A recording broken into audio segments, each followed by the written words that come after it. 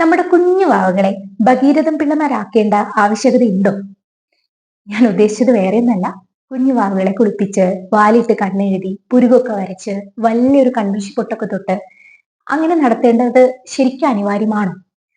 ഇതിന് നമ്മുടെ മുതിർന്ന ആളുകൾ പറയുന്ന കുറച്ച് റീസൺസ് ഉണ്ട്. അതായത് ഈ പറഞ്ഞ പോലെ കൺമഷിയൊക്കെ ഉപയോഗിച്ച് നന്നായിട്ട് വാലിട്ട് കണ്ണെഴുതുകയും അതുപോലെ തന്നെ പുരുകൊക്കെ വരച്ചാൽ മാത്രമേ അവരുടെ പുരുകത്തിന് കട്ടി കൂടുകയുള്ളൂ, അല്ലെങ്കിൽ കണ്ണിനൊക്കെ നല്ല നീളം വെക്കുകയുള്ളൂ എന്നൊക്കെ അവർ പറയാറുണ്ട്. രണ്ടാമതായിട്ട് അവർ പറയുന്ന ഒരു റീസൺ, ഈ ഒരു കറുത്ത പൊട്ട് ഇവിടെ തൊടുന്നതുകൊണ്ട് കണ്ണ് പറ്റില്ല എന്നൊക്കെയാണ്. അപ്പോൾ സയന്റിഫിക്കലി ഇതിനെ പ്രൂവ് ചെയ്യുന്ന ഒരു സ്റ്റഡീസ് ഇതുവരെ വന്നിട്ടില്ല. കണ്ണ് എഴുതിയത് കൊണ്ടോ അല്ലെങ്കിൽ പുരുകം വരച്ചത് കൊണ്ടോ കുഞ്ഞിന്റെ കണ്ണിന് നീളം കൂടുകയോ അല്ലെങ്കിൽ പുരുകത്തിന് കട്ടി കൂടുകയോ ഒന്നുമില്ല. ബേസിക്കലി അതൊക്കെ കുട്ടിയുടെ അച്ഛന്റെയും അമ്മയുടെയും ജനറ്റിക് പരമായിട്ടും കുട്ടിക്ക് അങ്ങനെ കിട്ടുന്നതാണ് ഈ കണ്ണും പുരുകവും ഒക്കെ എല്ലാം. നമ്മൾ എത്ര കണ്ണെഴുതിയാലും കണ്ണ് വലുതാവണം എന്നില്ല. പിന്നെ ഈ വലിയ കൺമഷി പൊട്ട് തൊട്ടത് കൊണ്ട് കണ്ണേറ് പറ്റില്ല എന്ന് പറയുന്നതും ഒരു സൂപ്പർസ്റ്റീഷ്യസ് ബിലീഫ് മാത്രമാണ്. ഇനി രണ്ടാമത്തെ ക്വസ്റ്റ്യൻ, ഇങ്ങനെ കൺമഷി എഴുതുന്നത് കൊണ്ട് എന്തെങ്കിലും ദോഷമുണ്ടോ? അപ്പം സത്യത്തില് ഈ നമ്മള് ഇപ്പൊ കമ്പനികളിൽ നിന്നൊക്കെ നമ്മൾ വാങ്ങുന്ന പുറത്തുനിന്ന് വാങ്ങുന്ന എല്ലാ കൺമഷി അല്ലെങ്കിൽ കാജൽ, അതിന്റെ ഇൻഗ്രീഡിയൻസ് നമുക്ക് നോക്കിയാൽ അറിയാം.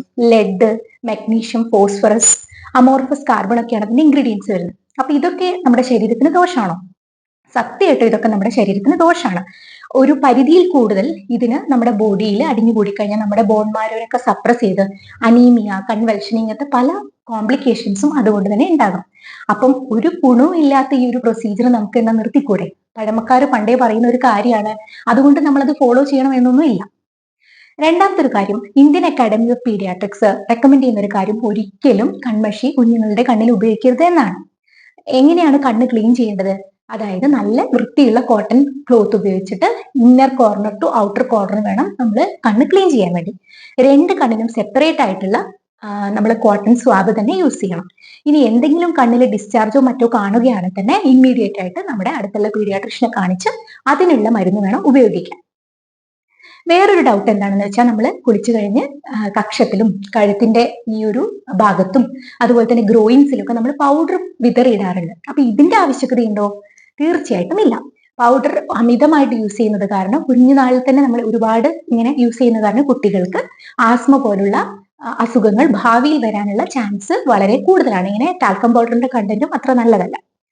വേറൊരു അമ്മ ചോദിച്ച ഡൗട്ട്, വീട്ടിലുണ്ടാക്കുന്ന കൺമഷി ആണെങ്കിൽ ഈ പറഞ്ഞ ഇൻഗ്രീഡിയൻസ് ഒന്നും ഇല്ലല്ലോ ഡോക്ടർ, അപ്പൊ വീട്ടിലുണ്ടാക്കുന്ന കൺമഷി യൂസ് ചെയ്യാമോ എന്നാണ്. അതിലും കണ്ടന്റ് ആയിട്ട് വരുന്നത് കാർബൺ തന്നെയാണ്. അപ്പൊ കാർബൺ നമ്മുടെ കുഞ്ഞുങ്ങൾക്ക് ദോഷമായിട്ടേ വരുള്ളൂ. അതുകൊണ്ട് കഴിയുന്നതും കൺമഷി ഉപയോഗിക്കാതിരിക്കുന്നതാണ് നല്ലത്. ഇനി നമ്മുടെ വീട്ടില് ആറ്റുനോറ്റൊരു കുഞ്ഞുണ്ടായി എല്ലാവരുടെയും സന്തോഷമാണ് കണ്ണൊക്കെ വരച്ച് പിരികൊക്കെ എഴുതി കാണുക എന്നുണ്ടെങ്കിൽ അവരോട് എനിക്ക് പറയാനുള്ളത്, കണ്ണിന്റെ ഉള്ളിൽ ഒരിക്കലും കൺമഷി അപ്ലൈ ചെയ്യാതിരിക്കുക. നിങ്ങൾക്ക് അത്ര നിർബന്ധമാണെങ്കിൽ വേണമെങ്കിൽ ഒരു പിരികൊക്കെ ചെറുതായിട്ട് എഴുതാവുന്നതാണ്. എന്നാലും മാക്സിമം കഴിയുന്ന എല്ലാവർക്കും അത് ഉപയോഗിക്കാതിരിക്കാൻ പറ്റുമെങ്കിൽ അതാണ് ഏറ്റവും നല്ലത്.